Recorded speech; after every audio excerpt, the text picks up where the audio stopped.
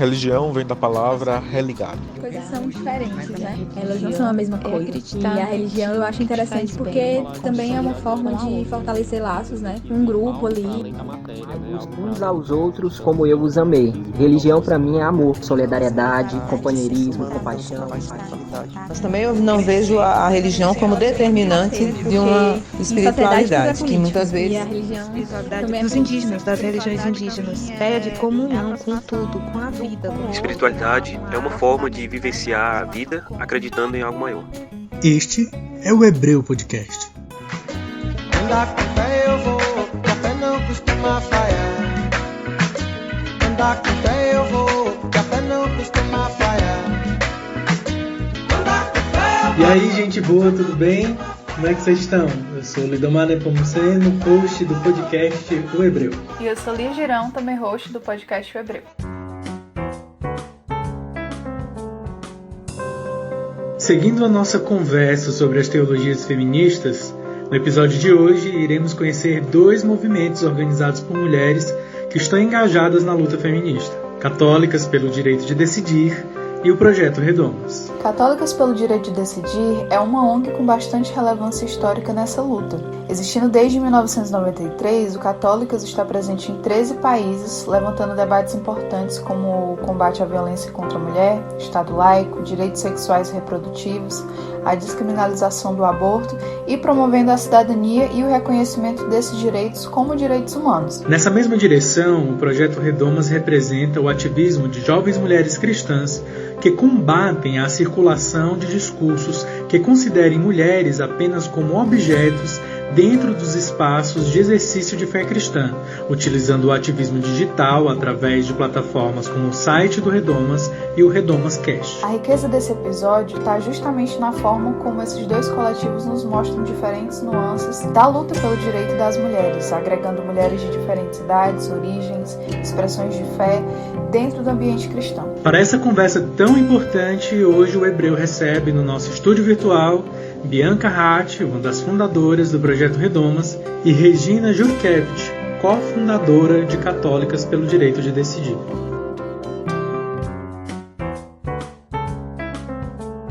Então, gente, antes de nós darmos início, com a apresentação das nossas convidadas, eu queria convidá-los e convidá-las a seguir o Hebreu no Instagram, que é @ohebreu. Lá nós estamos publicando tudo o que acontece, estamos com uma série muito massa sobre o 8 de março e a gente recomenda muito que você vá lá acompanhar.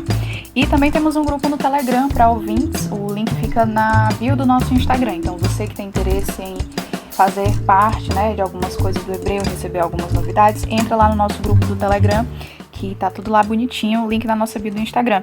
E também, agradecer a presença das nossas convidadas de hoje, elas que disponibilizaram seu tempo, suas vozes. Muito obrigada por estarem aqui. E aí eu já passo a palavra para cada uma se apresentar, falar um pouco sobre si. Então, meu nome é Regina Jurkevich, eu sou daqui de São Paulo, estou em São Paulo.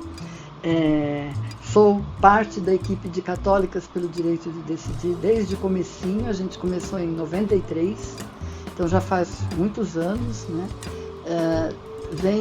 minha área de pesquisa é Ciências da Religião. Eu fiz serviço social na graduação, depois fiz mestrado, doutorado nas temáticas das ciências da religião.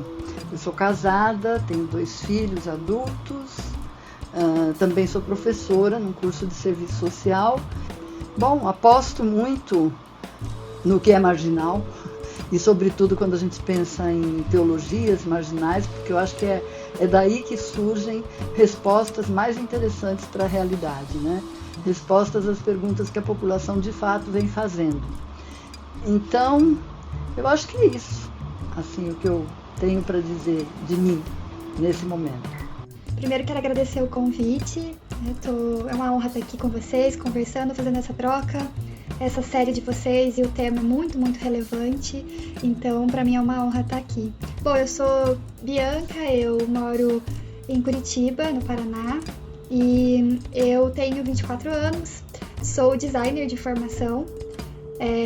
Já vai fazer sentido, eu estar aqui falando de teologia, mas ser designer, mas eu sou designer de formação, sou filha de pastor, cresci na igreja, tive aí uma jornada bem interessante de fé que ainda está se desenrolando, se acontecendo, né? A gente nunca termina, é uma caminhada.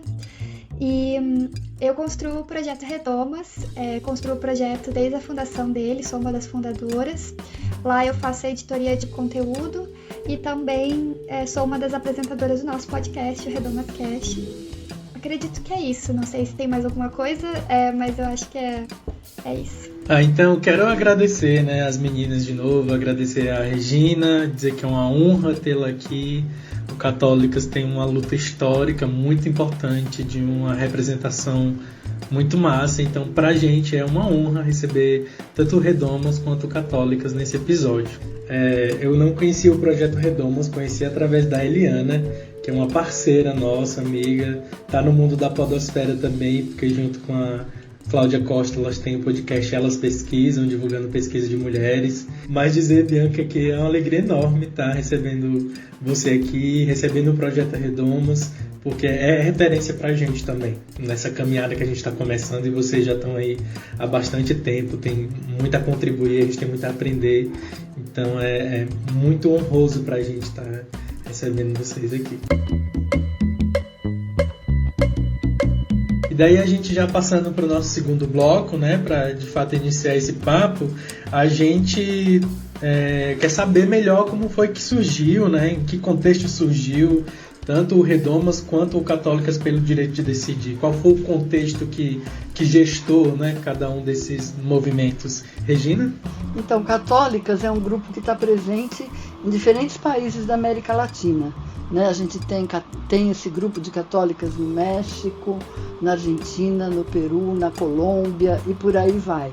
No Brasil, a gente iniciou através de um grupo de mulheres que vêm das pastorais sociais, que atuavam, junto aos setores populares e vinculadas à perspectiva da teologia da libertação.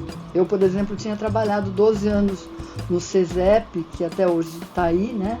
E que trabalha com cursos de evangelização e educação popular, que tem uma perspectiva ecumênica. Uma outra companheira era da pastoral operária, e por aí vai. E que sentíamos, né, que o lugar das mulheres dentro do catolicismo acabava sendo um lugar de subordinação, um lugar de consumidora de bens espirituais, mas não um lugar de tomada de decisão, né? E mesmo no que se refere à teologia da libertação, a gente entendia que havia uma atenção com os empobrecidos, não é questão de atenção, mas havia uma elaboração teológica a partir do empobrecimento na América Latina, né, ou no Sul em geral, né, mas não havia uma compreensão das diferenças de gênero, né, das diferenças raciais, com mais força, enquanto situações que faziam também perguntas à teologia. Então, como diz a Ivone Gebara, que é uma teóloga feminista, que também está do Conselho de Católicas, quer dizer, acho que a teologia feminista vai surgir de um profundo mal-estar que as mulheres experimentam. E entre essas situações de mal-estar, havia uma experiência de que o corpo das mulheres não era considerado da maneira que a gente pensava que deveria ser, né? Então, Católicas nasce também em meio ao movimento de mulheres, digamos assim, comprometida com as lutas feministas, com uma visão feminista e, ao mesmo tempo, com uma visão religiosa, uma perspectiva religiosa, mas que tenta responder às questões que as mulheres levantam e que culpabilizam. Normalmente as questões da teologia acabam culpabilizando as mulheres, relacionando as mulheres ao pecado, a tudo aquilo que é ruim, né? E já havia uma experiência norte-americana, Catholics for Choice, que era um grupo de mulheres que se reunia lá também, e do qual a gente não tem vínculos diretos, quer dizer, há total autonomia em cada um dos grupos de católicas, mas tem uma inspiração, no sentido de haver uma preocupação de encontrar elementos da teologia cristã que pudessem justificar, argumentar na defesa dos direitos sexuais e direitos reprodutivos numa perspectiva religiosa, né?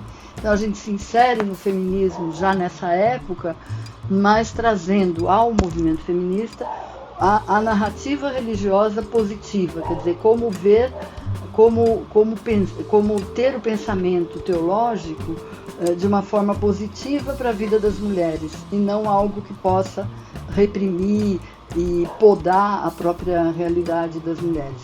Então, Católicas nasce de um pequeno grupo de mulheres que se junta aqui em São Paulo, que é vinculado às pastorais sociais, à teologia da libertação, e que descobre essa possibilidade de se organizar e de trabalhar com essa perspectiva aqui. Isso começa em 93, a gente vai se consolidando, né, no começo mais atendendo algumas solicitações para conversar sobre temas ligados à sexualidade e religião, ao aborto. A questão do aborto acaba sendo muito vinculada a católicas, ou aparece com muito destaque, porque é o ponto mais crítico, né?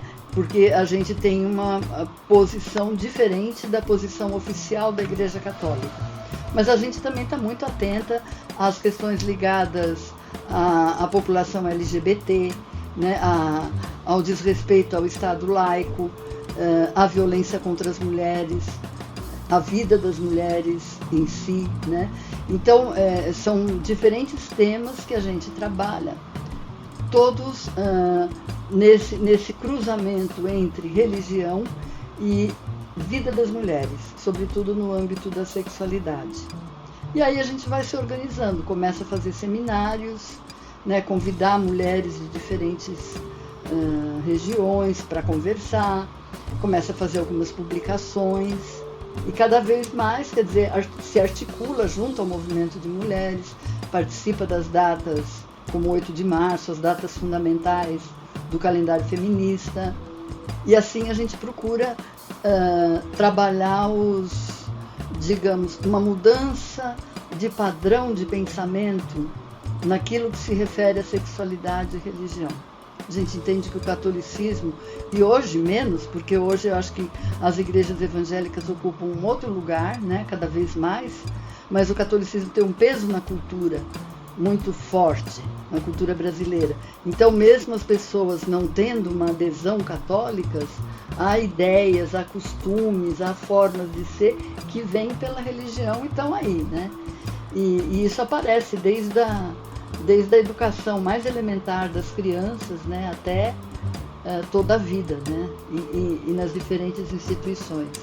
A gente se organiza como uma ONG, nós não somos parte orgânica da Igreja Católica, não falamos pela Igreja Oficial, mas temos um corpo teológico sistematizado que mostra que a história da Igreja sempre teve dissensos, pensamentos diferentes, e que esses pensamentos podem nos ajudar a viver melhor.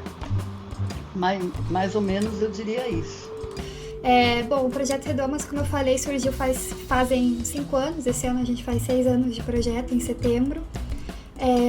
E surgiu no contexto universitário, quando eu estava na universidade, mas também, basicamente, todas as fundadoras estavam na universidade em algum nível, né? Seja na graduação, ou no mestrado, no doutorado, enfim.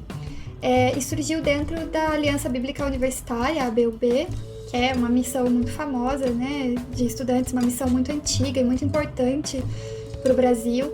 Nós estávamos num evento da ABU, um evento aqui na região sul. A gente tinha algumas observações enquanto participantes, estudantes assim, do movimento, sobre como, principalmente, os estudantes homens tratavam as mulheres dentro do espaço da missão. Num contexto de fazer, muito comum, né, nos lugares de igreja, fazer aquela reunião só das meninas e a reunião só dos meninos. Só que a gente descobriu que o que acontecia na reunião dos meninos era completamente diferente do que acontecia na reunião das meninas.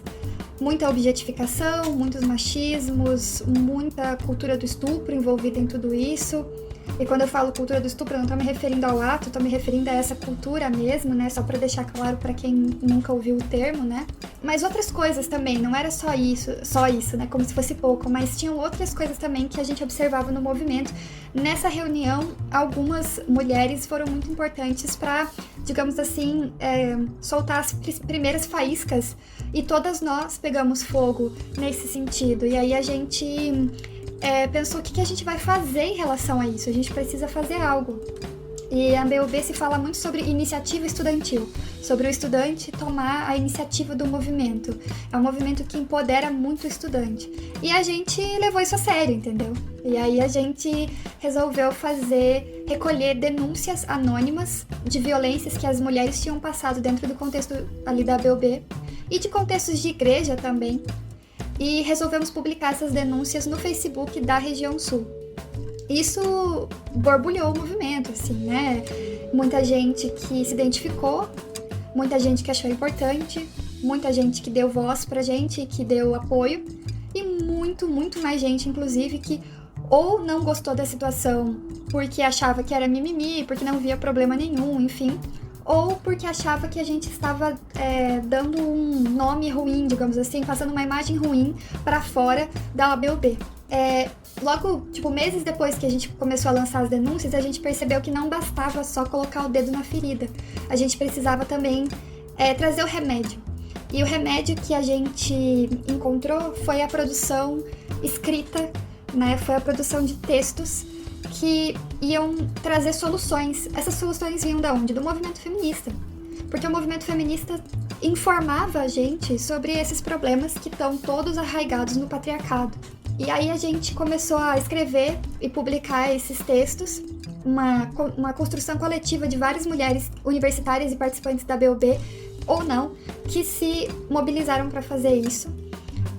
Mas não era só o feminismo que informava a gente, a Bíblia também informava a gente, porque a Bíblia também fala sobre justiça social, a Bíblia também fala sobre igualdade. Então a gente foi informada por esses dois contextos e a gente trouxe esses dois contextos para essa produção escrita. Daí para frente, né, isso tudo foi em 2015 e 2016. Daí para frente a gente acabou expandindo os muros da BUB. O Projeto Redomas ele nunca foi um projeto da ABUB, ele foi um projeto de estudantes da ABUB. Isso é bem importante que fique assim, né, claro. E portanto a gente começou a sair desses muros, as denúncias começaram a chegar de outros lugares, de outras instâncias, enfim. E aí a gente começou a continuar a nossa produção, demos bastante importância para a produção de estudos bíblicos sobre personagens femininas da Bíblia, ou sobre histórias que envolviam mulheres. Muitas vezes eu digo que elas não são personagens porque elas não têm, às vezes, nem nome, né? Ou às vezes é a interação de um homem com uma mulher. E a gente começou a produzir esses estudos bíblicos, depois produzimos o podcast que a gente faz até hoje. Enfim, foi assim que surgiu o projeto, foi nessa efervescência universitária e de juventude e de mulheres que resolveram falar e não aceitar mais porque pra gente, o que foi mais dito pra gente é que aquilo era normal, entendeu? Aquele comportamento, o comportamento dos meninos era um comportamento normal. E a gente entendeu que a normalidade se dá quando as pessoas ficam quietas e normalizam, né? Então, o normal ele não é uma coisa natural. O normal é uma coisa que é normalizada. Ela tem um processo de normalização. E a gente não queria mais fazer parte desse processo, né? Então, foi assim que surgiu o Redomas. Muito massa. Eu não sabia dessa origem dentro da... É porque eu chamo ABU. eu já fiz parte da ABU, assim, por um breve período de tempo aqui no Ceará. Eu chamo de ABU também, mas como eu tô falando pra fora, eu sempre boto ABUB, porque eu não sei se vocês sabem, mas tem uma outra ABU muito famosa, então eu gosto de não causar confusão. Sim. É isso, Bianca está certíssima. Mas esse ponto que ela falou, eu acho muito importante, que surge dentro desse contexto, né, mas não é uma organização diretamente vinculada com a outra.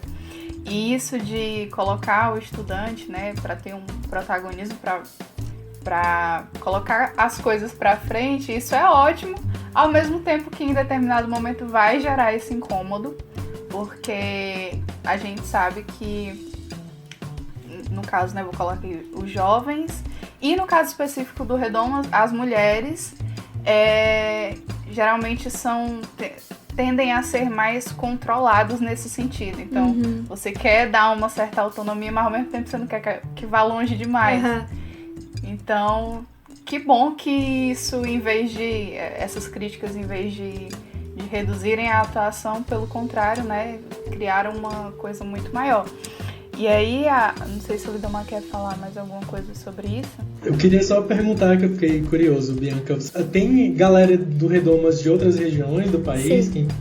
A gente constrói a nossa equipe, é toda digital, né? A gente não se reúne presencialmente, a gente nunca se reuniu presencialmente às 5. Então, tem eu e a Amanda, que somos aqui de Curitiba, a Paloma, que tá na Bahia agora, e a Luciana, que é de São Paulo, mas está em Minas, e a Isadora, que mora em São Paulo. Claro que as pessoas que escrevem com a gente, as pessoas que revisam textos, que participam de produção de podcast, também estão espalhadas aí pelo Brasil todo. Mas a equipe organizadora, que também mudou, algumas pessoas que estavam na fundação hoje não estão, foram precisando, enfim, sair para dar conta de outras demandas também foram de outras partes do país, então, mas essa organização, esse núcleo organizador mais principal, estamos nessas regiões, né? Perfeito. E, assim, a gente já imagina, né, que exista um diálogo tanto com teologias feministas como com teorias feministas. E aí eu queria que vocês falassem um pouco como se dá esse diálogo, tanto com as teologias como com as teorias feministas. Existe esse diálogo? Como ele é feito?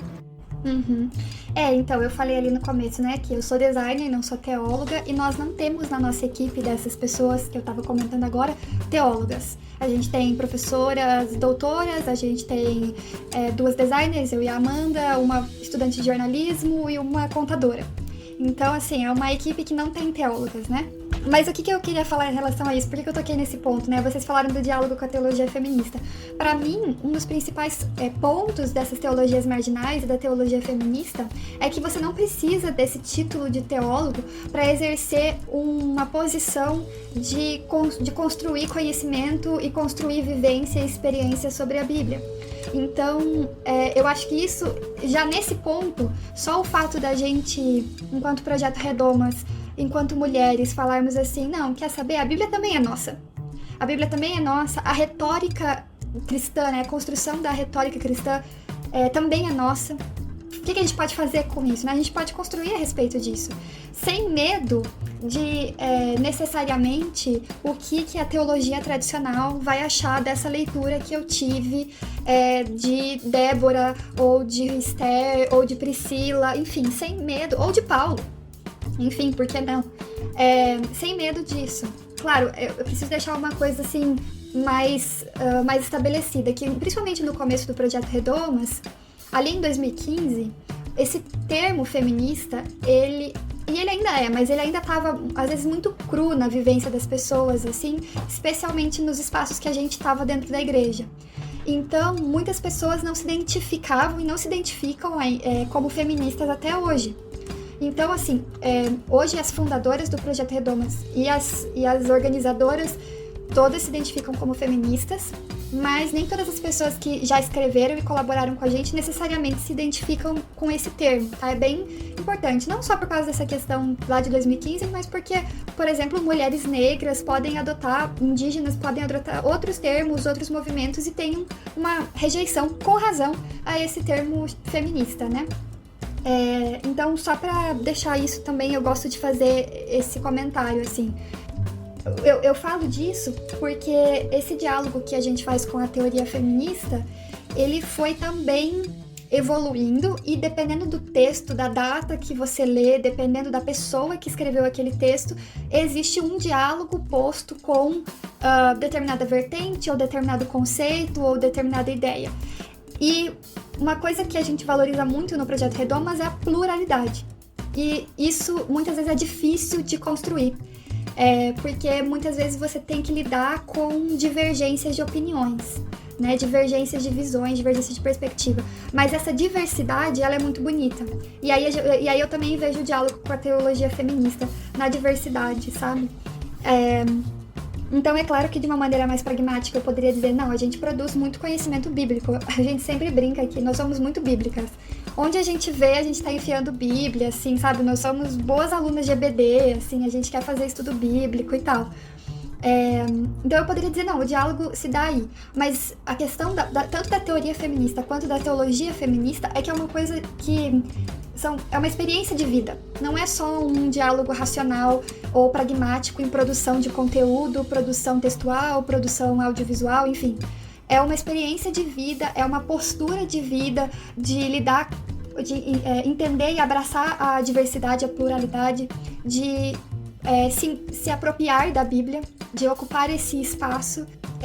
Eu acho que o nosso diálogo com a teologia feminista e com a teoria feminista em si se dá aí, e é claro que hoje, enquanto projeto, a gente toma algumas posições, e, por exemplo, tem vertentes feministas com as quais a gente não dialoga, inclusive vertentes que a gente critica, ou posições dessas vertentes, talvez melhor dizendo. Então, é importante deixar essas delimitações mais colocadas também.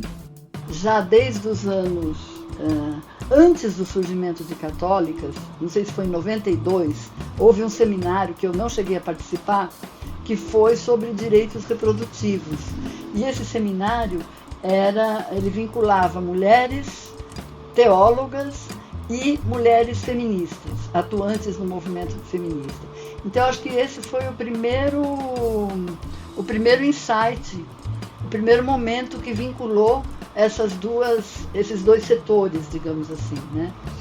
Em relação às teorias feministas, várias de nós da equipe somos ou das ciências da religião ou da área de história, né? Sobretudo essas duas áreas, e também da sociologia em si. Quer dizer, a gente se aprofundou um tanto em teoria feminista. Então, a gente um pouco transita nessas descobertas, né, do que foi a categoria gênero, como era quando se trabalhava com a ideia de estudos da mulher, né, que via o problema como a mulher, né, e quando a gente começa a falar em gênero, a gente vê os seres humanos em relação, mulheres e homens, homens e homens, mulheres e mulheres. Depois a gente tem acho que um avanço mesmo, através, sobretudo, do movimento de transexuais, com as teorias queer, com começar a pensar que o gênero é diversificado, a gente não pode só falar em homens e mulheres, mas que há um leque de possibilidades, né? Então, tudo isso meio que são teorias que permeiam o nosso pensamento e que estão presentes nos nossos seminários, nas nossas publicações e que nos orientam, né? A gente tem um vínculo com esses pensamentos, né? E com teóricas do feminismo que tem dado, né, já nesses últimos 30 anos, contribuições importantes tanto no Brasil como na América Latina e no mundo, né, de uma forma geral. E em relação à teologia feminista, também, quer dizer, é a nossa fonte, né? É o poço onde a gente bebe. Então, aqui no Brasil, a gente tem também teólogas que não são católicas e que tiveram conosco, que ainda estão, que são muito próximas, por exemplo, a Heidi Jarskel, que é uma luterana, né? A Eliade, que vocês tiveram contato há pouco tempo, que também a gente já teve reuniões juntas, Nancy Cardoso, e com muita força a Ivone Gebara, que é uma religiosa, né, católica e teóloga. Então a gente, ela trabalha muito conosco nos seminários, trazendo elementos para as publicações. Nos Estados Unidos com a Mary Hunt, não sei se vocês conhecem, ela já veio aqui no Brasil algumas vezes. Ela é uma teóloga feminista, lésbica e é professora lá nos jesuítas. é uma pessoa bastante interessante, e outras teólogas, né? Conosco nesse momento está a Isabel Félix, que também é teóloga, né? A gente já teve aqui junto com a Elizabeth Fiorenza, americana, que passou por aqui. Então acho que são pessoas que foram trazendo inspirações para a construção da teologia feminista. E isso está incorporado na nossa prática, né? Acho que cada vez mais. Também na ritualística, na liturgia, na busca de fazer liturgias que tenham sentido, né? Onde o centro não seja uma só pessoa, um só homem, que é o padre, né? Mas que seja uma composição entre todas as pessoas que estão presentes, poder celebrar a partir de aí, construir uma nova ideia de celebração. Essa é a nossa fonte, a teologia feminista.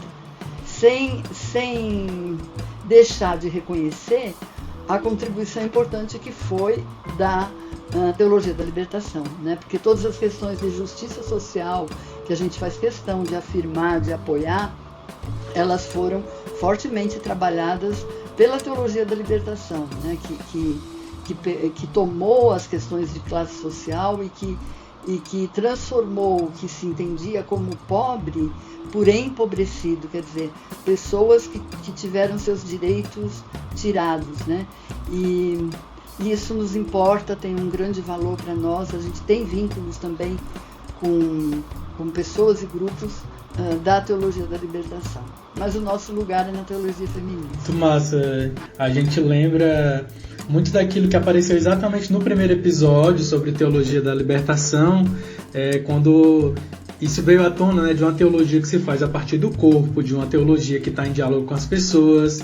A Theia Frigério, teóloga ecofeminista que participou com a gente, ela disse uma frase, né, bem nesse sentido de que, olha, ter uma perspectiva decolonial da teologia é também devolver a própria teologia e a palavra de Deus ao povo.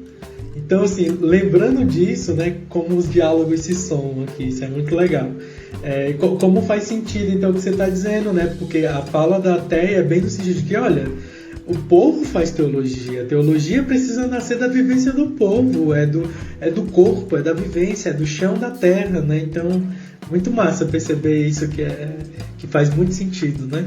Que também a Regina falando, eu lembrei do que a Bianca falou, que no caso do Redomas, né, as meninas que compõem têm formações em outras áreas, né? A Bianca, por exemplo, é do design. Aí, enfim, e aí já no Católicas, a Regina está dizendo que tem pessoas específicas com formação em ciências da religião, sociologia, assim. Então, para a gente ver que isso de acessibilizar o debate teológico, isso cria uma pluralidade muito grande no espaço teológico, né? Então, a gente vê realmente teólogas falando e isso não ficando só dentro desse círculo de pessoas que estudam teologia, mas esse debate é acessível também para você que não é da área.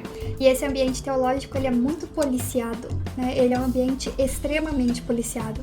Eu vejo como dizer assim, devolver a Bíblia ao povo, que é até um dos princípios da reforma protestante, acaba soando até revolucionário, e é revolucionário, sempre será revolucionário, mas assim, não deveria soar um absurdo para um cristão no século XXI, em 2021, né? Então, eu acho isso muito, muito interessante, essa perspectiva da teóloga que você trouxe e que o quanto é importante que tenha vocês, enfim, mais gente que possa dizer para as pessoas, olha, a Bíblia é sua também, sabe? Você pode usar, você pode falar sobre, você pode construir sobre. Precisamos ter responsabilidade? Sim, com certeza. Mas esse portão aí, esses porteiros que querem cobrar ingresso para teologia, para mim, enfim, Jesus dizia bastante sobre essas pessoas. E daí, seguindo, né, a gente quer saber do Redomas e do Católicas, como é que vocês atuam, né? Como é que quais são as formas de atuação do Redomas e do Católicas? Regina, por favor. Então, a gente tem o pré-pandemia e o pós-pandemia, né? Antes de começar a pandemia, a gente continua tendo, né, mas agora só a gente conversa online. A gente tem um grupo de ativistas, digamos, de ativistas em todo o Brasil, mais ou menos em 14, 15 estados. Então a gente tinha um seminário anual. Nesse seminário presencial, né, a gente fazia um planejamento de trabalho do ano e também era um momento de formação, né? E a partir daí se desenvolviam atividades locais, né? Tanto no sentido de participação do movimento de mulheres, como no aspecto da participação e da formação, sobretudo, né? De reproduzir espaços de formação nos seus locais. Então, uma área forte, importante, central para católicas é esse grupo de ativistas que tem a ver com essa área de formação. Uma outra área de atuação são as publicações, né, que cada vez mais passam a ser digital, né, num formato digital, e que cada vez mais também você tem menos grandes publicações e livros e mais trabalhos que são peças de comunicação e que circulam pelas redes sociais. Então a gente tem duas pessoas que são profissionais da comunicação, que fazem os cards, que fazem podcast, que fazem memes, né? Cuidam do site. Então aí é um espaço onde a gente coloca os nossos posicionamentos, notas frente a eventos que acontecem e também artigos, outras coisas. Então esse é um campo que foi desenvolvido há menos tempo, eu acho que, não sei, há uns 7 anos ou 5, que a gente começou a trabalhar mais forte dessa forma da comunicação pelas redes sociais e que tem também um acesso através das mídias sociais, né?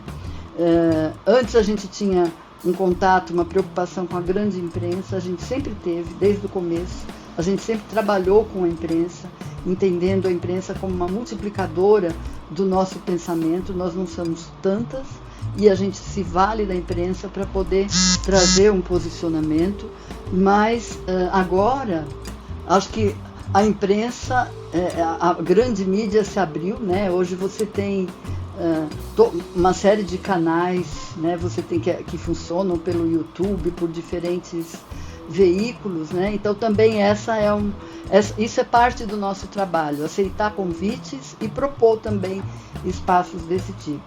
E uma outra área tem a ver com o que a gente chama de advocacy, né? Que é participar do que acontece, das questões que estão ligadas a projetos de interesse das mulheres no Congresso Nacional ou em âmbito estadual ou municipal. Quer dizer, procurar favorecer leis que possam favorecer a vida das mulheres. Isso a gente faz através de... Bom, é o que mais se tem hoje, né? São petições, você assina petições, entrega, vai. Antes a gente foi para bastante vezes já em Brasília, em audiências. Hoje não é mais essa a realidade de ir lá, mas a gente está sempre presente. E um núcleo de juventude também, que se constituiu há menos tempo, que está se estruturando, porque a gente também sabe que nós estamos aqui desde o começo, né? E que precisa renovar. Então a gente tem feito internamente um esforço de renovação, também de pessoas dentro de católicas. A gente já foi coordenadora, hoje são duas mulheres mais jovens que estão aí assumindo a coordenação e outras pessoas também da equipe com um perfil mais jovem, mas também dentro das características do que é católicas, né? E a participação junto ao movimento de mulheres. Sempre tem uma ou duas pessoas que acompanham mais de perto. A gente é parte da Frente pela Legalização do Aborto no Brasil, acompanha a RENAP, que é a Rede Nacional de Advogados Populares, acompanha o GEA, um grupo de estudos sobre o aborto. Somos parte da Rede Latino-Americana de Católicas, que está aí, né, em toda a América Latina, que tem uma coordenação composta por companheiras de 2 países diferentes. Então tem ações comuns também, combinadas e conversadas. Então é mais ou menos isso. E a ideia de poder produzir conhecimento também, né?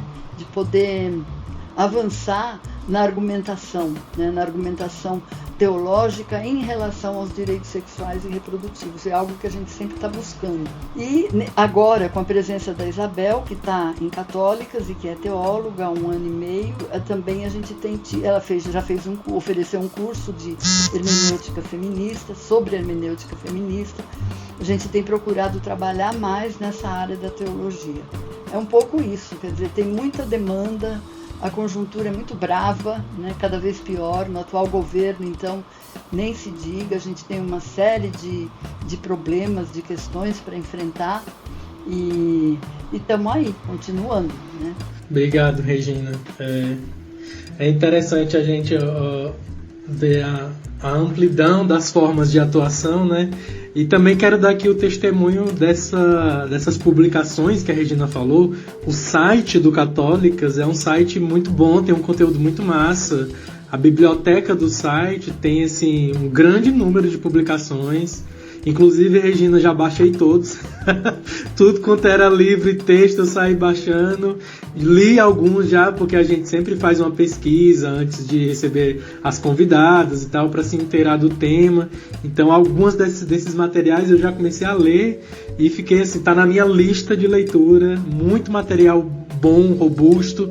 Então eu dou testemunho e recomendo, assim como recomendo o podcast, né, que chama Católico-Laicas, o podcast do Católicas, que já ouvi também alguns episódios, quero continuar acompanhando, o conteúdo é muito bom.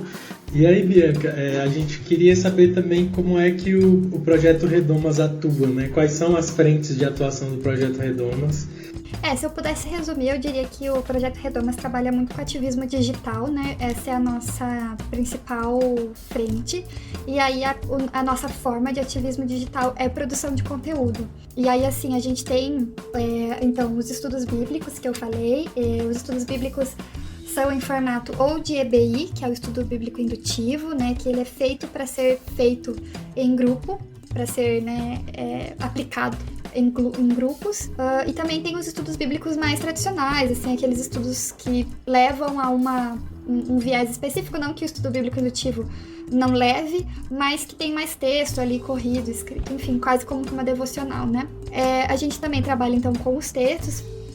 Faz bastante tempo que a gente não publica vários textos, mas a gente tem vários textos já lá publicados sobre vários temas. Então, por exemplo, cultura do estupro, gaslighting, ou sobre alguns temas teológicos que são relevantes pra gente. Por exemplo, sei lá, questão de Eva, discutindo um pouco sobre Eva, discutindo um pouco sobre gordofobia, discutindo um pouco vários textos sobre a questão racial. Então, tem vários textos nesse sentido e conteúdos nesse sentido. Nós temos também as cartilhas, nós temos, acho que, se não me engano, são 2 cartilhas publicadas, um que é Manual da Caloura, que é bem naquela época que a gente estava na universidade, tem uns textos interessantes. Temos também a cartilha de combate à violência contra a mulher, e é uma cartilha feita para igrejas e cristãos, para como você fazer esse combate dentro das igrejas, né? E também temos os livros e livretos. Alguns são coletâneas de estudos bíblicos que já existem ali no Redomas, e outros são, por exemplo, o último livro que a gente lançou, que é um e-book com textos inéditos sobre trechos da Bíblia que a gente chamou de desafiadores, né? Mas que normalmente tem aquele tom extremamente machista ou condenatório, e que a gente olha para eles hoje no século 2021, e a gente fica, o que eu faço com esse texto, né? Eu, mulher, em 2021, o que eu faço com esse texto aqui? E aí a gente convidou várias teólogas, esse sim é um livro de teólogas, para escreverem sobre esses textos e como que a gente pode lidar com eles, né? Não necessariamente dando respostas, mas quem sabe oferecendo alguns caminhos. E também a gente tem o podcast, que é talvez a produção mais que a gente está mais focando, né, nos últimos anos. Tem sido bem legal, a gente tem curtido. Parece muita coisa, mas na verdade é assim, o nome Projeto Redomas é intencional, né? A gente é um projeto. E a gente não tira o projeto do nome porque a gente gosta da possibilidade de brincar com diversos formatos e diversas histórias. Então, uma época a gente fazia várias campanhas temáticas e tal, e a gente não descartou isso completamente, mas a gente vai testando, vai botando o pezinho na água e vendo o que é legal de fazer. Nós somos muito a favor da produção de conteúdo de qualidade e com tempo, que não é servindo aos algoritmos, né, da internet. Então, apesar da gente fazer ativismo digital, a gente não quer ser escrava de algoritmo. Então, a gente, às vezes, a vida acontece, não dá tempo de fazer o programa, beleza? Então, assim, são coisas que a gente foi aprendendo ao longo do caminho, do jeitinho que a gente foi fazendo. Basicamente, a gente tem alguns vídeos, algumas coisinhas publicadas no YouTube, pra quem quiser dar uma olhada também, mas não é o nosso foco principal hoje, assim. Enfim, nós temos várias ideias aí de coisas que queremos fazer, mas por enquanto eu diria que o nosso carro-chefe é, sim, o podcast, assim. E daí dentro do podcast a gente produz um monte de coisas diferentes. A gente tem programas de mesa-cast, que é mais comum, né, de bate-papo sobre algum tema, mas a gente também tem programas de entrevistas e programas de storytelling, ou contação de história, onde a gente conta a história de mulheres importantes para o cristianismo e para o mundo. Aí a gente faz esse programa num formato bem diferente e tal, que nós gostamos muito de fazer. Agora, em março, vão sair 2 programas desses aí sobre mulheres do cristianismo. Eu acho que é isso. Acho que é tudo isso. Mas o site tem muita coisa mesmo, porque nesses 5 anos a gente foi botando muita coisa lá. Foi produzindo muita coisa, então vale a pena dar uma passada lá e dar uma olhada. Eu tinha visto lá também, Bianca, sobre a divulgação de relatos anônimos de mulheres, vocês também fazem esse trabalho, sobre grupos de mulheres para escrever, se você quiser comentar sobre isso também. As denúncias a gente não publica mais, assim, a gente acabou tomando essa decisão, porque por uma questão muito simples, as denúncias elas tinham um objetivo, que era chamar a atenção, e hoje a gente, primeiro, a gente recebe já muita coisa, mesmo a gente não publicando notícias, a gente recebe muitas mensagens, e é mentalmente, psicologicamente bem desgastante, né?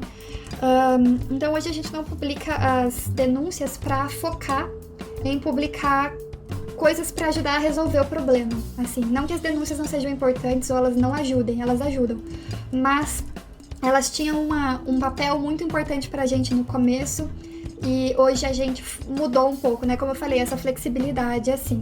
E os grupos de escrita também. Na época que a gente fazia muitas campanhas, a gente tinha alguns grupos de mulheres que escreviam periodicamente pra gente e tal. É aquela história, né? Eu tinha 19 anos quando o projeto começou. E daí, de lá pra cá, eu formei, entrei no mestrado, comecei a trabalhar.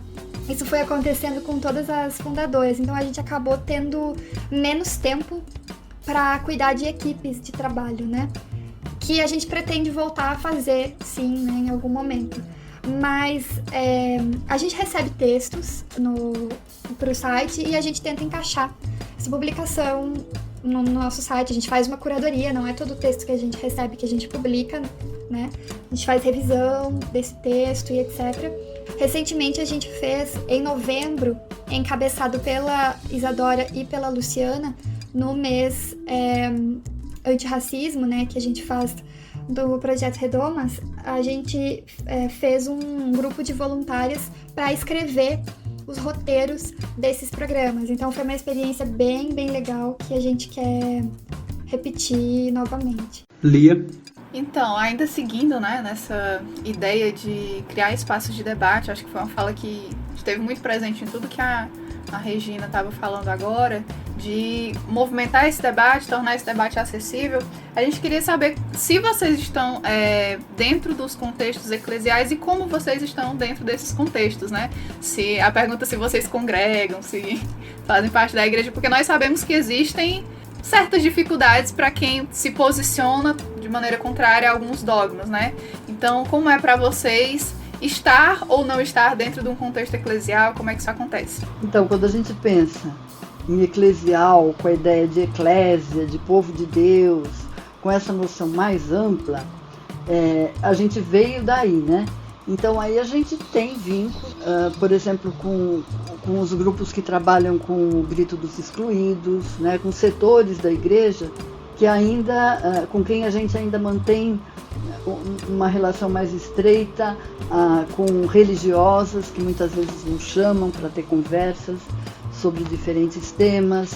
Agora, quando a gente pensa no eclesiástico, na hierarquia católica, na organização católica enquanto as cúrias, as paróquias, as dioceses, a gente não tem um vínculo orgânico presente. Quer dizer, podemos ir à missa, de repente, uma ou outra em diferente lugar, mas nenhuma de nós está muito articulada com uma paróquia, para ser mais clara.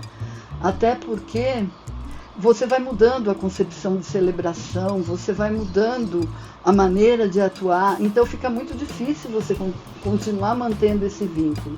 O que a gente tem é pessoas, até bispos, que são próximos, que entendem, né, que a igreja precisaria ter um processo de transformação e oferecer um outro lugar para as mulheres, né? A gente vê, mas a gente acompanha o que acontece, por exemplo, agora não, já faz tempo, mas o sínodo dos bispos, né, da Amazônia, que pretendia trabalhar a questão do sacerdócio não obrigatório, né, dos padres, e que vinha um pouco com essa perspectiva até pela organização que a própria igreja brasileira lá do norte fazia. E que, no entanto, no documento final não chega nem a aprovar isso, né? Que se possa pensar em padres casados. Então, tem algumas questões que, no momento que a gente faz uma afirmação e que traz elementos teológicos que evidenciam que isso não tiraria em nada o aspecto sagrado, a dignidade dos padres, então aí tem uma dificuldade de convivência. Existe uma teóloga americana, Penelope Ryan, que tem um livro maravilhoso. Você conhece? Ela trabalha, em português o livro se chama Católico Praticante. Foi das edições Loyola, já de um bom tempo. Foi traduzido, né? E ela mostra na história da igreja como é que foi a história do celibato, como é que foi constituído no século XI por interesses econômicos e por aí vai. Mostra como é que é a questão das religiosas, né, da vida religiosa feminina. Trabalha a questão da sexualidade também, né, da homossexualidade. Naquele tempo, ainda que ela escreveu, que eu acho que já faz, sei lá, uns 15, 20 anos, tinha muito menos visibilidade as questões da transexualidade. Só se falava mais da homossexualidade. E ela vai trabalhar teologicamente como há elementos na própria teologia que vão dignificar essa prática da sexualidade, tanto como a heterossexualidade. Então, quer dizer, existem alguns, nem são princípios, mas algumas coisas, alguns pensamentos tão enraizados no catolicismo oficial que são exatamente o oposto do que a gente pensa, né? E o que a gente pensa não somos só nós. Então, quando a gente mostra a história da igreja católica, no caso, a gente vai ver vários grupos divergentes, dissidentes, né?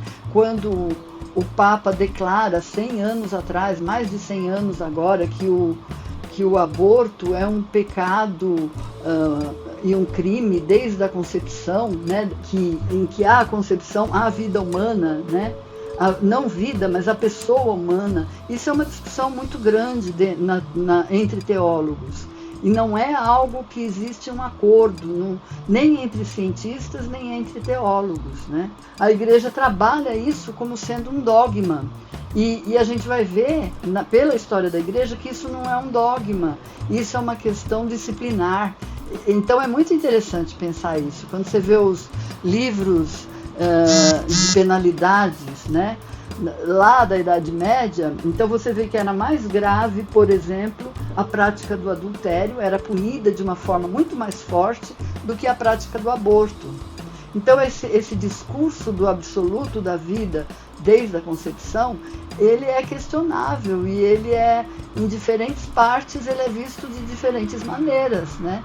Então eu acho que há alguns pontos de divergência que dificultam que a gente tenha uma participação quando a gente fala disso, né?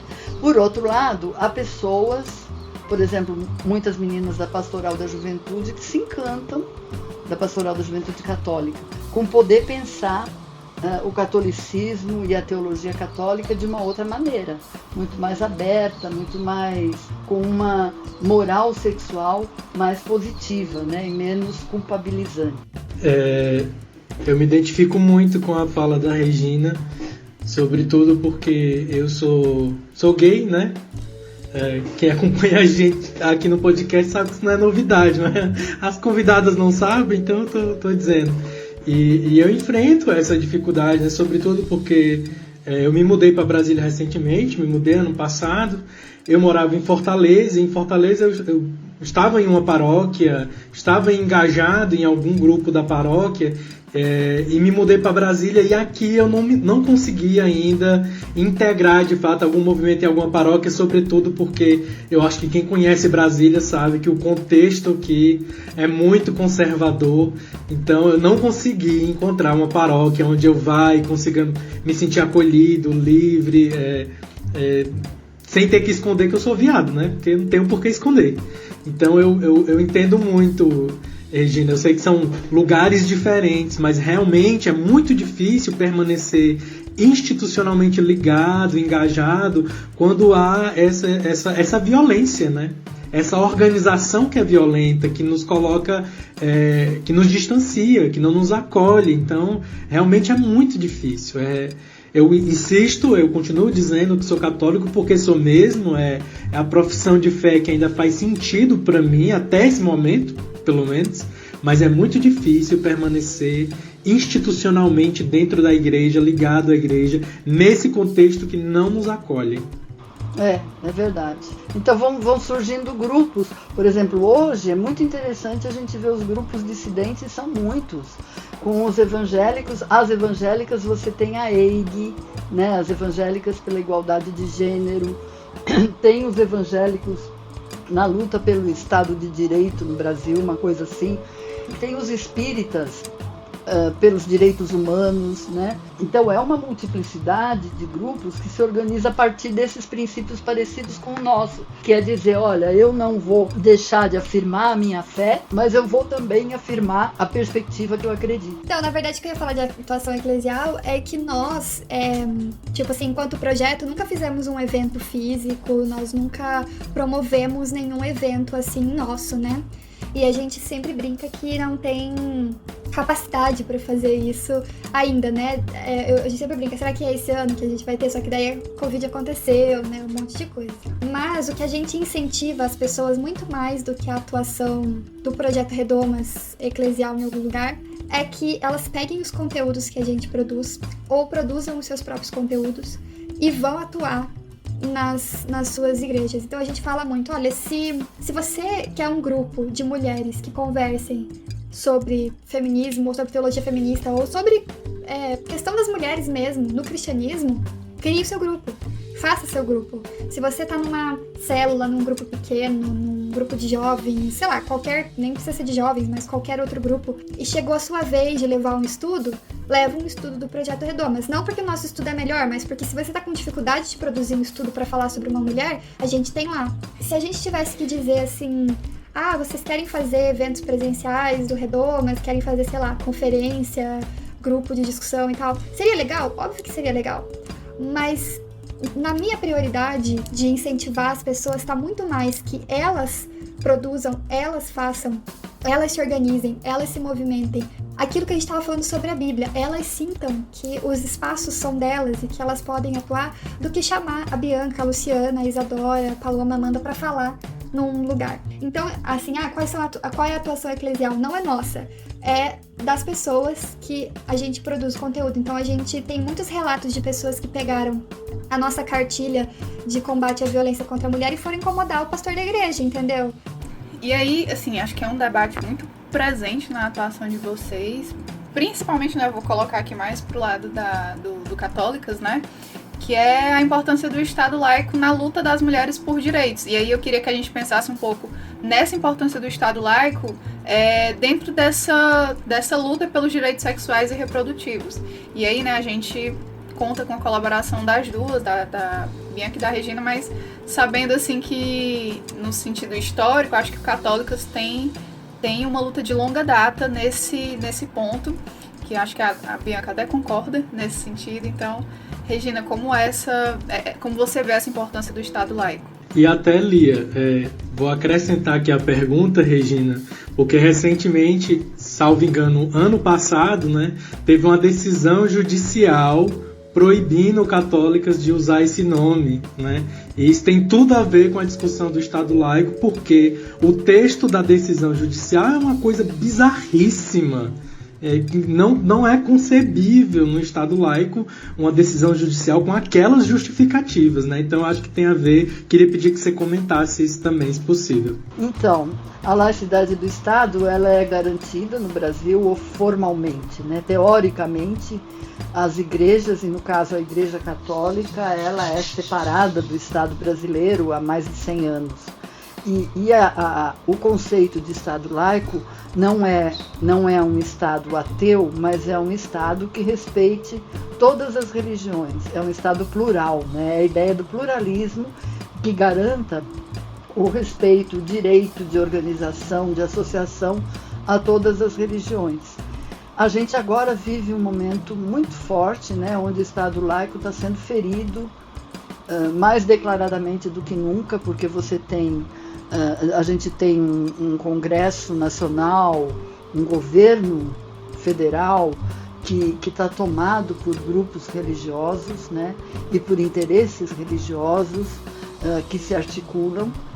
Hoje a gente vê com força a bancada evangélica, mas também está constituída a bancada católica e que se articulam, e muitas vezes junto à CNBB também, para conseguir garantir direitos específicos e desrespeitando a ideia de que um país ele tem que ser governado a partir da sua Constituição e não a partir de um livro sagrado, né?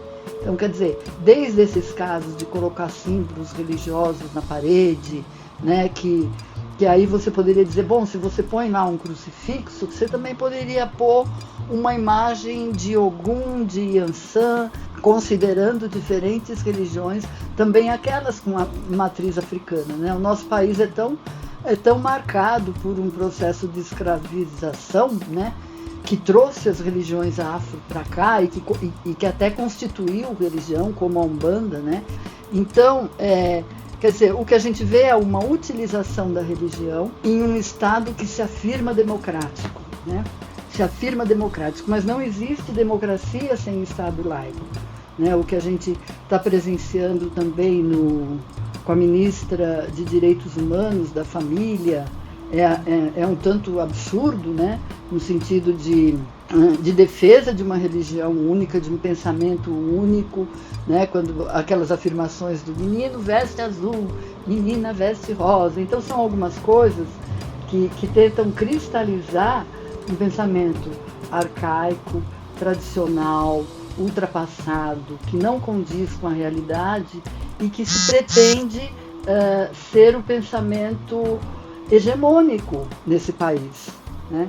Então, eu acho que a gente teve um retrocesso enorme nos últimos anos de desrespeito à laicidade do Estado. Em relação a católicas, era de se esperar que houvesse um incômodo também por parte desses setores fundamentalistas, né? Essa ação que foi colocada por esse grupo Centro Dom Bosco, do Rio de Janeiro, que é um grupo mais ou menos recente, acho que tem uns 4 anos de vida, que peticionou contra católicas para que não usássemos o nome de católicas, aconteceu após um evento em 2018 em que católicas participou de uma audiência, né, no STF, falando sobre a necessidade da descriminalização do aborto a partir dos princípios religiosos católicos. Aí a gente teve também, por exemplo, a teóloga Luz Marina, né, que falou dentro do pensamento evangélico, dentro da especificidade religiosa dela e também de outros grupos. E a gente via que havia uma adesão, porque, por exemplo, tiveram lá profissionais da saúde, médicos, ginecologistas, grupos do serviço social, da psicologia. Quer dizer, essa discussão da não criminalização das mulheres pela prática do aborto, ela já não é mais uma coisa do feminismo. Ela é uma discussão ampla na sociedade, até por ser mesmo um problema de saúde pública. Então, essas falas, não só de católicas, mas todas essas outras favoráveis, foram muito bem sucedidas, né? Levantaram muito a discussão sobre a descriminalização. E também teve lá as posições contrárias, setores contrários que afirmavam sempre, com o discurso da defesa da vida, né, se afirmavam contrários e favoráveis à prisão das mulheres, à criminalização. Isso ficou apagado, porque em seguida a gente teve a eleição e o presidente que nós temos agora. Então, isso está aí, meio que em banho-maria, sem possibilidade de avançar nesse momento. Mas foi a partir daí que esse grupo Dom Bosco fez uma ação contra católicas e o Tribunal de Justiça de São Paulo, em primeiro recurso, deu razão, né, aprovou a queixa do Centro Dom Bosco com uma argumentação religiosa, né? Então é isso que você diz, Lindomar, que é um absurdo, quer dizer, realmente ele não fala nada do ponto de vista jurídico. Ele vai lá, ele até cita questão bíblica, quer dizer, ele utiliza a argumentação religiosa para dizer que católicas não deve assim se denominar, né? E até a própria CNBB, que é a Conferência Nacional dos Bispos do Brasil, tem se pronunciado contra esse Centro Dom Bosco, porque também não foi só nesse momento.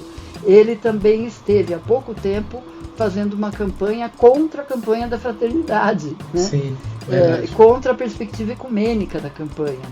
E a CNBB vem falando, olha, o Centro Dom Bosco não fala, não responde pela igreja, não é a voz da igreja, né? E eles se assim colocam, né? Eles têm uma coisa que eles chamam da defesa da fé, viva Cristo Rei. Então é toda uma teologia tradicional, né? Uma ética desenraizada que tenta e que procura se espalhar por todo o país, né? Então é isso, quer dizer, isso é desrespeito ao Estado laico. Não que eles não possam ter esse tipo de prática, mas o absurdo é que um tribunal chegue a tomar uma decisão, né, de julgamento a partir de um discurso da fé, de um discurso teológico, né? Para qualquer um isso escandaliza.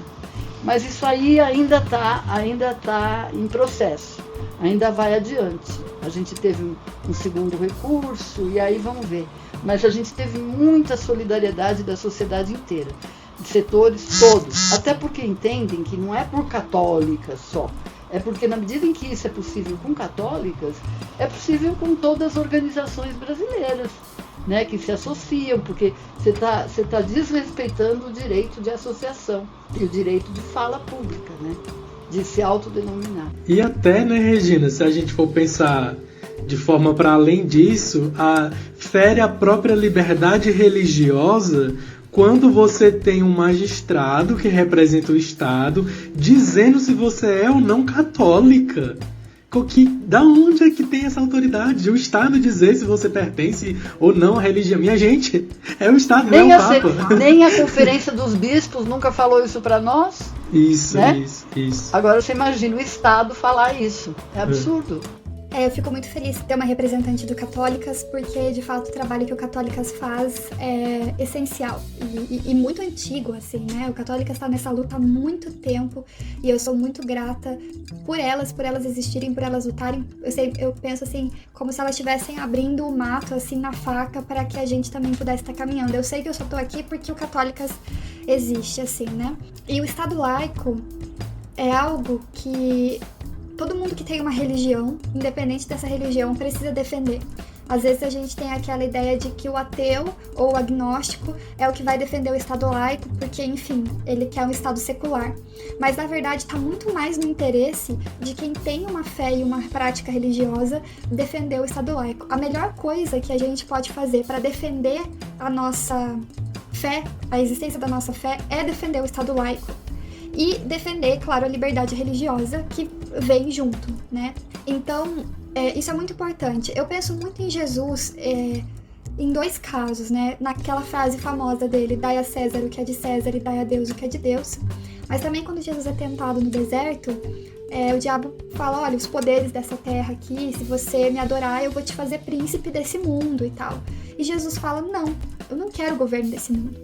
Daí eu fico olhando para isso e me perguntando, se Jesus disse não para os poderes desse mundo, por que é que a igreja evangélica brasileira quer tanto estar sentada nessas cadeiras e quer tanto estabelecer esse governo por esses meios, né?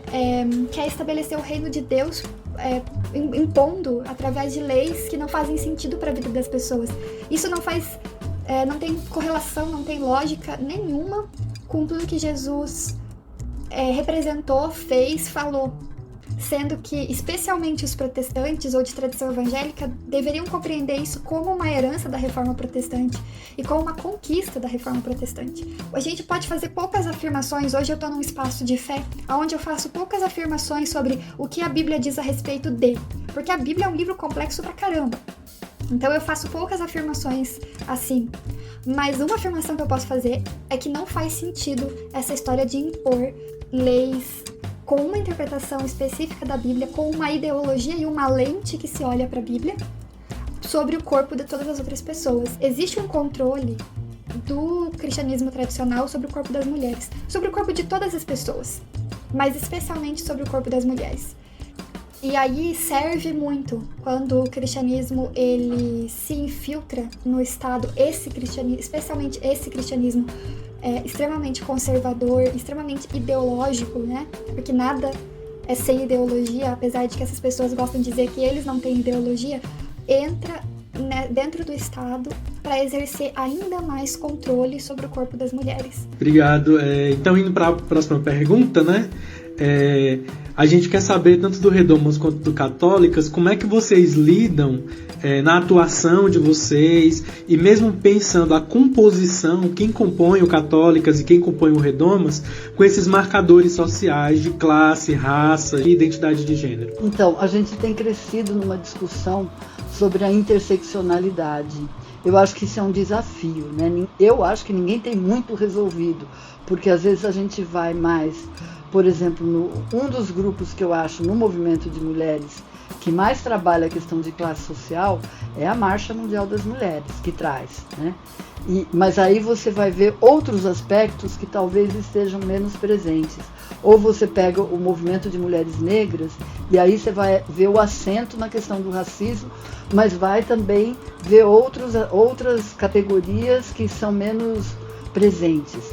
Então, eu acho que, assim, uma coisa que a gente tem procurado afirmar com mais força, fez um webinário sobre a questão do racismo e religião, né? A gente tem uma companheira que também é das ciências da religião, a Letícia, e que está bastante atenta a essas questões, então ela tem trabalhado mais. E a gente a vida inteira falou que o problema do aborto ele atinge mulheres pobres e mulheres negras, né?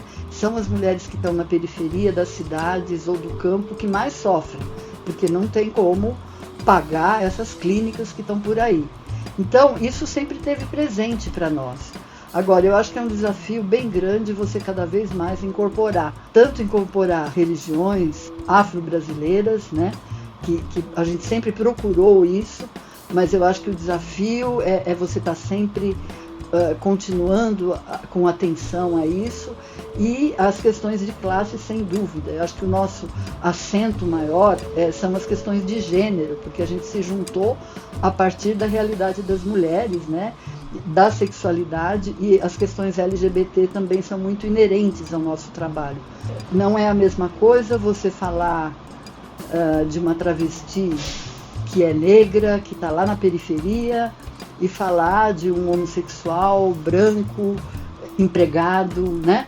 Como não é a mesma coisa falar de uma mulher branca ou de uma mulher negra, né? Então as diferenças, elas são muito marcantes e importantes para nós. E a prática é o desafio. Eu acho que é muito importante isso que a Regina colocou, né? Porque principalmente nesses contextos religiosos, eu vejo que a gente tem uma dificuldade de entender cada demarcador com sua peculiaridade. E aí a gente, né, corre dois riscos, que um é de criar uma hierarquia de opressão e a outra é de colocar tudo assim no mesmo nicho. E como a Regina falou, né, existem diferentes relações. Então, a experiência de uma mulher branca, né, feminista, o que quer que seja, vai ser diferente de, por exemplo, uma mulher negra feminista. Então, eu acho que é importante a gente falar também sobre essa dimensão dentro das organizações que têm um diálogo mais religioso, que estão dentro desse campo teológico. Legal. Bom, os ouvintes não estão me vendo, né? Eu sou uma mulher cis, branca, hétero. Acho importante se colocar. E acho que essa é a primeira coisa que a gente tenta fazer no Projeto Redomas, é se posicionar. Respondendo primeiramente da composição, né? Hoje nós temos 3 mulheres negras, a Luciana, a Paloma e a Isadora, que estão na nossa organização, e eu e a Amanda somos brancas. E a Luciana é bissexual, né? E inclusive já falou muito sobre esse tema de sexualidade em vários programas do Projeto Redomas que as pessoas podem olhar. Em relação à sexualidade e identidade de gênero, a nossa posição é de total afirmação. E a nossa posição é assim há muito tempo, mas ficou bem evidente no início de 2020, quando a gente fez programas específicos sobre isso, encabeçados pela Luciana. Então, assim, a nossa posição é de total afirmação, e essa nossa posição veio tarde. Se tem um arrependimento que a gente tem, é de não ter falado antes. A gente tem nossas razões, a gente queria fazer isso de uma maneira muito responsável. Não tem como mais. O nosso espaço é um espaço totalmente seguro e afirmativo para as identidades de gênero e sexualidades. E não é aquele afirmativo, né, que muitas igrejas, principalmente essas igrejas aí de parede preta, gostam de falar, que nós recebemos todo mundo, mas você tem que... Mas na verdade você está vivendo em pecado ou algo do tipo. Não é disso, né? A nossa afirmação mesmo, afirmação de vida plena. E a questão de raça é excelentemente trabalhada pelas nossas mulheres negras no Projeto Redomas. Não vou me estender aqui porque acredito que é muito melhor que os ouvintes aqui do programa vão conhecer esses trabalhos, os textos, os podcasts. Tem muito material sobre negritude e sobre combate ao racismo.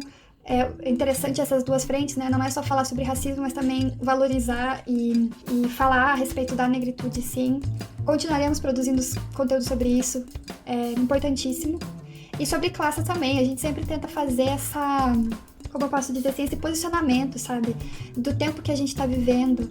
E a gente tem uma ideia mais ou menos de quem nos ouve. O ativismo digital, ele limita que algumas classes sociais cheguem nos conteúdos que a gente produz, e a gente precisa ter noção de com quem se fala, né? E como a gente pode falar com essas pessoas para que elas também possam se movimentar nessa malha social, né? Então, assim, eu sei que nosso programa não chega em todo mundo, em termos até de idade, não é só de classe, tá? Acho que tem uma questão etária também muito importante. Mas é basicamente assim que a gente lida com essas questões, né? E aí a gente tem uma perguntinha aqui, que é para encerrar o nosso segundo bloco, que é uma perguntinha que ela pode parecer inofensiva, mas se a gente pensar muito nela, dá vontade de chorar um pouco. E aí a gente queria que vocês falassem, né, quais são os principais desafios enfrentados no contexto social e eclesial aqui no Brasil, né? Pensar o Brasil de maneira desafiadora, né? O que tem nos desafiado dentro desses dois contextos, o social e o eclesial. Então, o contexto social que se mistura ao contexto político, eu acho que é tudo isso que todos nós estamos enfrentando, né? A gente tem essa situação da pandemia extremamente mal administrada, com uma gestão bastante limitada e ruim por parte do governo federal, com uma população que morre cada vez mais. A gente já passou de 250 mil mortos pela pandemia. Não tem como falar da conjuntura de hoje sem referir essa pandemia. E, ao mesmo tempo, paralelo a isso, um empobrecimento, né, que afeta vários setores. As pessoas estão cada vez mais desempregadas, as lojas estão se fechando. Quer dizer, você tem setores que não estão conseguindo aí sobreviver. Eu acho que a gente tem um grande desafio, né? A sociedade inteira tem um desafio nesse ponto e político, né? Acho que a gente está com um desgoverno e uma política terrível, né? Que a gente não sabe aonde vai parar e até quando nós vamos ter que conviver com isso. E um processo de militarização também bastante preocupante, né, que vem vindo por aí, através dos cargos que vão sendo confiados, né, e das atitudes autoritárias que a gente tem presenciado. Então eu acho que era algo assim que a gente que tinha bem ou mal aí 30 anos de construção democrática, não pensava que ia viver o que a gente está vivendo, né? E acho que esse estrago todo vai dar muito trabalho, né, para a sociedade civil, para a recomposição do tecido social com tudo que tem acontecido, né? E a deterioração das casas políticas, né? O que é o Congresso hoje, o que é o Senado. Você tem a política mais pouco séria que a gente já teve, né? Então acho que é bem complicado. E eu acho que do contexto eclesial, aqui no Brasil, se a gente falar eclesial, a gente pensa em todos os grupos que também se afirmam igreja sem serem voz de igreja oficial. Eu acho que a gente tem um crescimento enorme desses setores que são dissidentes, e isso é uma esperança muito grande, quer dizer, essa multiplicação de grupos que se afirmam como igreja, mas com princípios muito mais calcados no Evangelho, né? No movimento de Jesus, de fato na defesa e na busca da igualdade entre as pessoas. Eu acho que a gente tem vários grupos. Não temos agora o que foi, por exemplo, as comunidades de base no catolicismo, lá nos anos 70, um pouco nos 80, mas a gente tem um outro ecumenismo que vai acontecendo e vai acontecendo por baixo, né? Há laços que vão sendo criados. Eu acho que tudo isso dá muita esperança. E um crescimento grande de setores oficiais do neopentecostalismo, né? Que hoje até cobre o catolicismo, que vai sendo cada vez maior, mas que trazem também aspectos prejudiciais para a cultura brasileira, no sentido de trabalhar muito com essa lógica do milagre, do encantamento. As pessoas vão melhorar a partir da bênção, a partir do dinheiro que elas entregam aos pastores. Quer dizer, eu acho que a gente está vivendo isso com muita força, e também não é, entre aspas, privilégio só de evangélicos, né? Acho que no catolicismo também a gente tem setores assim que basta ligar a TV à noite e você vê televisões católicas e evangélicas que vivem disso, né? Vivem dessa lógica mágica, né? É a bênção dos empresários, quer dizer, a teologia da prosperidade, onde quando você mais tem é porque Deus está te abençoando, né? Então, que eu acho que leva para um caminho que não é um caminho de olhar para aqueles que estão mais desfavorecidos, que estão sofrendo mais na nossa sociedade. Eu acho que esses grupos que estão que fazem dissenso, que são divergentes, eles estão muito mais atentos a essa população mais pobre, né, que está por aí. E, por exemplo, em São Paulo, o aumento de povo de rua é muito grande, né? Você tem aumento da pobreza com muita força, por políticas neoliberais, né, que não consideram as necessidades efetivas da população. Quando se fala em crescimento do país, é um crescimento econômico que mal existe e que, ao existir, tampouco vai ser repartido com toda a população. Então, acho que é isso. Acho que é um momento difícil, de muita luta, seja no campo social, político, seja no campo religioso. E vocês me pegaram nos dias, assim, em que eu tô com uma raiva e tristeza profunda, assim. Então é difícil até responder essa pergunta sem falar, nossa, gente, eu acho que tem que rasgar e começar do zero, assim.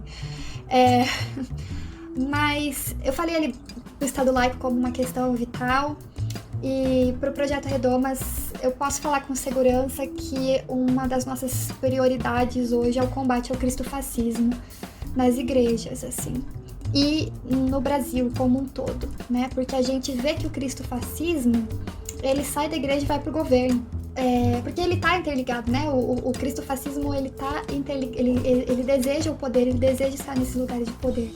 Então parece que é uma resposta muito simples essa que eu vou dar, e eu tô dando um desafio só, porque eu acho que, eu espero, né, que o ouvinte que me ouviu até aqui, que tá ouvindo esse programa até aqui, tenha compreendido, né, os outros desafios que a gente traz. Mas eu diria que hoje esse é o principal tema que a gente está abordando, e dentro desse tema tem muitos outros... dentro dessa guerra tem muitas outras batalhas, sabe? Então, para nós, esse cristofascismo é uma coisa que é urgente. A gente está numa corrida para 2022, a gente tem muito interesse de se posicionar mais, e a gente precisa adquirir a consciência da urgência de salvar o nosso país, adquirir esse peso. É claro que a gente precisa se cuidar, é claro que a gente precisa, enfim, fazer as coisas de uma maneira sensata, né? Mas a questão é que a gente tá com esse senso de urgência, assim, sabe? De combate a esse cristofascismo, que é algo que nos preocupa profundamente, que tem ramificações extremamente perigosas, e que tem um salário, e o salário é a morte, sabe? Então, eu diria que esse é o principal desafio que hoje, enquanto sociedade... Claro que o Brasil tem 1 milhão de desafios, e eu não estou dizendo aqui que esse é o maior, né? Mas esse desafio, esse objetivo, a gente faz guerra e oposição contra o cristofascismo, sabe? É por isso que não é só esse desafio, esse é o desafio, né, minha gente? Exatamente. Que, pelo amor de Deus, assim, tudo que se desenrola a partir daí, sim, porque infelizmente nesse momento tem uma porosidade enorme, muito potente no governo, no Estado, e isso ressoa na vida de todo mundo. Então, indo para o nosso terceiro e último bloco, para encerrar o nosso papo, esse é o momento que a gente abre espaço para as perguntas que o nosso público envia, né? Para as participantes. Então, eu acho que a Lia tem uma pergunta para o Redomas e uma para o Católicas, né, Lia? É verdade. Deixa eu pegar aqui. Pronto. Pergunta para o Católicas, né? No caso do Católicas, como é o processo de acolhimento para pessoas desigrejadas? Aí a pessoa salientou, né, que não sabe se a pergunta está fazendo muito sentido, mas eu acho que é pensar mesmo assim no acolhimento de pessoas que não se identificam mais tanto com a igreja como instituição oficial, né? Como se dá esse acolhimento? Então, em São Paulo, a gente tem um grupo que se reunia antes da pandemia todo mês, né? E que era como grupo de ativistas de outros estados, né? Mas, para quem tem algum interesse de se aproximar, a gente não tem, assim, um trabalho um trabalho direto, seja com mulheres que estejam vivendo a situação de aborto, que às vezes há telefonemas pedindo isso, a gente não tem esse tipo de atuação, mas quem quiser se aproximar para conhecer melhor católicas, acho que o ideal é primeiro conhecer um pouco pelo site, saber quais são as publicações, qual é a tendência do pensamento, e depois marcar uma conversa com a gente. Ir lá, olha, eu ainda estou com a cabeça no presencial. A gente pode marcar um papo, né? E ver como essa pessoa pode se aproximar, pode se somar. Tem várias pessoas aqui em São Paulo que são colaboradoras de católicas de diferente maneira, né? De diferentes formas. Não é o fato de ela pertencer necessariamente a uma igreja, né? A gente diz assim, quer dizer, a maioria das ativistas de católicas, quase todas, são pessoas ou que ainda atuam na Igreja Católica ou que vêm da tradição católica. Então, quer dizer, ao levar o nome católica, eu não posso ser de outra religião e não ter essa cara pública, ou de outra igreja e não poder me falar católica, porque aí fica complicado, ainda que exista uma relação ecumênica muito estreita com outras igrejas, né? Mas quem fala por católicas precisa se autoafirmar católicos, né? Senão a gente perde até a legitimidade do que a gente afirma, né? Conhecer um pouco dos meandros católicos, mas tem formas diferentes de colaborar e de se aproximar. Uma coisa é essa, olhar o site. Que eu reafirmo que o site é muito bom. Que bom.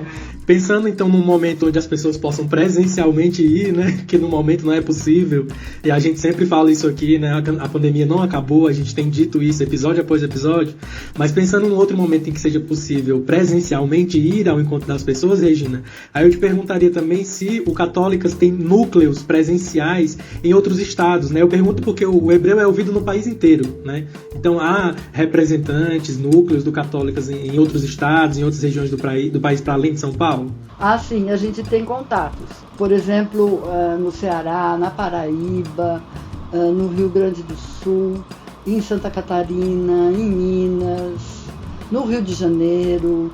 Quer dizer, na maioria dos estados a gente tem pessoas que respondem por católicas, que não estão oficialmente aqui em São Paulo, na ONG, no dia a dia, né, mas que respondem, que fazem assessorias, que representam católicas. Então é só escrever para a gente, de vez em quando chega algum e-mail assim, solicitando um contato lá de João Pessoa, sei lá. E aí a gente indica. Massa. Muito bom saber. Lia, tem mais alguma pergunta? Não? Tem mais um aqui que é para Bianca e para Regina, né? Eu acho que a Regina já respondeu lá atrás, mas se ela quiser acrescentar alguma coisa, a Eliana pergunta se vocês estão de fato inseridas na igreja, assim, vocês costumam ir à igreja, estão participando de uma paróquia? Eu acho que a Regina já respondeu isso lá atrás, se ela quiser acrescentar alguma coisa. É que a noção, a ideia de... Por isso que eu falo daquele livro da Penelope Ryan, que ela é católica praticante. Ela vai dar um outro entendimento do que é ser católico, que extrapola um pouco aquela questão assim, você vai na missa todo domingo? Você faz parte de uma paróquia? Quer dizer, não é isso. A gente celebra sim. A gente tem momentos de encontro que são celebrações e que tem todo um sentido e uma força de união e de comunhão. A gente vai na missa, mas não é o ir à missa ou rezar Salve Rainha ou confessar que vai dizer se você é católica ou não. Aproveitando a deixa da Regina, para quem de repente está ouvindo o Hebreu pela primeira vez, o nosso primeiro episódio da primeira temporada ano passado, então aproveita a deixa dela para indicar, se você não ouviu ainda o nosso episódio Desigrejados, ouça, porque essa discussão é importante para a gente ampliar essa compreensão de prática, de vivência da nossa fé. Falando bem no evangélico, você está congregando? Você está em algum ministério? Acho que a resposta curta é não. Assim, estive e por questões de Bolsonaro não estou mais. Estou tendo uma dificuldade com lidar, né, com a igreja aí pós 2018. Então a resposta curta é não, mas outras organizadoras do Projeto Redoma estão sim envolvidas em algum nível, em alguma congregação, sim. Mas claro que agora com o Covid nenhuma de nós está congregando, porque ninguém deveria estar, né? Então aí o pessoal no culto online, né, de pijaminha, de manhã, no domingo, isso eu faço bastante aqui em casa. Mas congregando mesmo, né, nesse sentido de ser membro, participar, faz alguns aninhos aí, desde 2018, que tem sido difícil navegar esses espaços. Onde a gente encontra o Católicas e onde a gente encontra o Redomas? Vocês estão nas redes sociais, vocês já falaram do site, se puder passar o endereço. Como a gente pode contribuir? Quem quiser contribuir com o Católicas e com o Redomas, como é que faz? Então, em Católicas, a gente está presente no Instagram, Católicas pelo Direito de Decidir, no Instagram, tem o site, no Twitter, no Face. Então todas essas redes a gente está presentes, mas de todo jeito, se entrar no Google e puser Católicas pelo Direito de Decidir, essas redes vão aparecer. Eu deixo também o meu e-mail, se alguém quiser perguntar, conversar, contatar, regina@catolicas.org.br. Então, para se vincular de alguma maneira, para contribuir de alguma maneira. E no site a gente tem também um espaço para contribuição financeira, se alguém tiver possibilidade, quiser, isso é fundamental no momento que a gente está vivendo. Então é isso. Bom, então vamos pela parte mais fácil, né? Encontra a gente em todas as redes sociais, no @Projeto Redomas. Eu digo em todas as principais, tá? A gente não tá naquela que as pessoas falam o tempo todo, etc. Mas hoje em dia tem tanta rede social, né, que eu falo todas, mas as principais é @Projeto Redomas e o site projetoredomas.com. E aí a gente tem um Catarse, onde as pessoas podem contribuir financeiramente a partir de R$5. A contribuição também com a gente pode ser na divulgação, pode ser enviando para as pessoas que você acha que vão achar interessantes o projeto. E a gente prefere, talvez, o tipo de divulgação onde você constrói alguma coisa a partir dos nossos conteúdos, né? Não de uma maneira super estruturada, tipo, vou formar um grupo aqui de discussão, mas você manda para aquela amiga, amigo, amigue e fala, olha, esse conteúdo aqui, etc. E tem uma conversa legal lá com essa pessoa a partir disso. Então, e aí, vou falar sobre contribuir com a gente em termos de produção. Nós estamos sempre abertas para as pessoas que queiram ser voluntárias em termos de produção de conteúdo. A gente está sempre aberto para quem queira escrever, quem queira ajudar a gente, sei lá, com mídias sociais ou com, enfim, design, ou escrever roteiro, revisar coisas, enfim, quem quiser ajudar a gente nas frentes de produção de conteúdo, nós não estamos fechadas para que, né, pode entrar em contato com a gente, seja pelas redes sociais ou por e-mail. No nosso site tem um lugar lá que dá para mandar e-mail pra gente e podem entrar em contato conosco, a gente está sempre precisando de pessoas para ajudar a fazer. A gente somos em 5, mas sempre precisa de mais gente para realizar, executar as coisas, né? Então, mesmo que a pessoa não tenha necessariamente muita experiência, se já tiver algum conhecimento, a gente consegue também ensinar, a gente faz isso com muito prazer. Então, essas são as formas de contribuir, eu diria. Então, caminhando mesmo agora para encerrar, né, a gente pede a Bianca e a Regina que façam suas considerações finais, e a gente sempre pede para os nossos convidados, convidadas, para fazerem indicações. Pode ser a indicação de um livro, de um filme, de um canal no YouTube, de um autor, de uma autora. Então, é a seu critério. Então, uma indicação e as considerações finais, por favor. Regina. Então, a indicação, acho que eu já dei e eu acho que eu reforço. Esse livro Católico Praticante, que tem esse nome que não é muito simpático, mas eu acho que ele esclarece muitas coisas. E eu não tenho uma indicação específica de um livro, mas eu diria textos da Mary Hunt, que a gente tem na nossa biblioteca digital aí, da Ivone Gebara, né, que é teóloga e que é muito séria no seu argumento teológico. Então isso é bom porque a gente não fica fazendo afirmações inconsistentes, né, mas vai lá na fonte. São vários, né? Eu não consigo assim fixar um. E eu agradeço muito ao convite de vocês. Para mim foi uma alegria estar aqui, conhecer vocês, o que é uma amostra de como esses setores, né, de pensamento inteligente dentro e fora das igrejas se ampliam, né, de pensamento crítico, de pensamento que eu acho que traz esperança para a gente, né, que é mais velha também, de saber que tem uma geração que está aí fazendo outras produções. Então, eu agradeço muito, a gente está à disposição de contatos e de conversas quando vocês nos chamarem. E é isso, e a luta continua, né?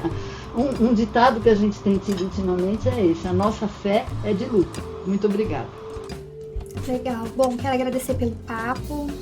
Foi muito bom estar aqui conversando com vocês, muito bom falar sobre esses temas e também conhecer mais um pessoal, mais um programa na podosfera brasileira cristã teológica, que não está fechado aí com o cristofascismo, muito pelo contrário, né? Então, muito obrigada pelo trabalho que vocês fazem. E a minha indicação seria de mais um amigo, né? Na verdade, uma amiga, que é a Isabela Garrido. Ela tem um blog chamado Tem Mulher na Igreja e ela é uma parceirona nossa, assim.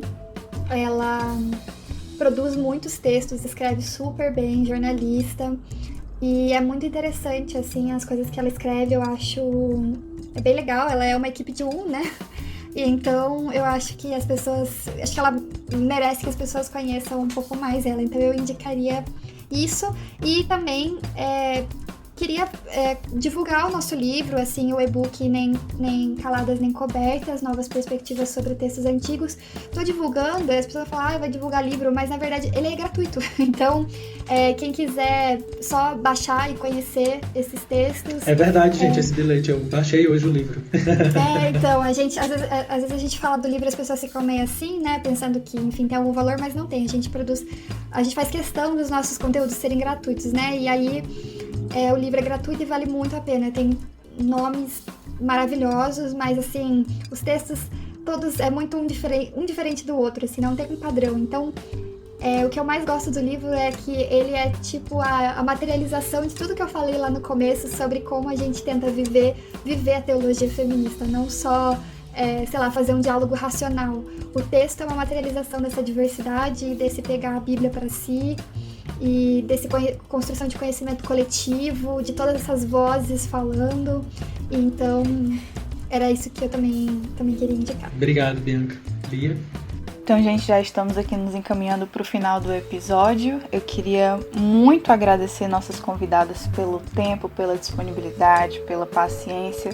Foi um prazer estar com vocês aqui hoje. E também agradecer a você que nos acompanhou até aqui. E é isso, fiquem bem e até a próxima. Você acabou de ouvir mais um episódio do podcast O Hebreu. Muito obrigada por nos acompanhar até aqui. Se você curtiu, ajude aí para esse papo importante chegar para mais gente. Compartilhe e indica para as amizades. Também nos siga no nosso Instagram, que é @ohebreu, que é por lá que a gente continua esse diálogo. E também você pode nos enviar feedbacks pelo nosso e-mail, que é ohebreupodcast@gmail.com. Obrigada e até o nosso próximo encontro.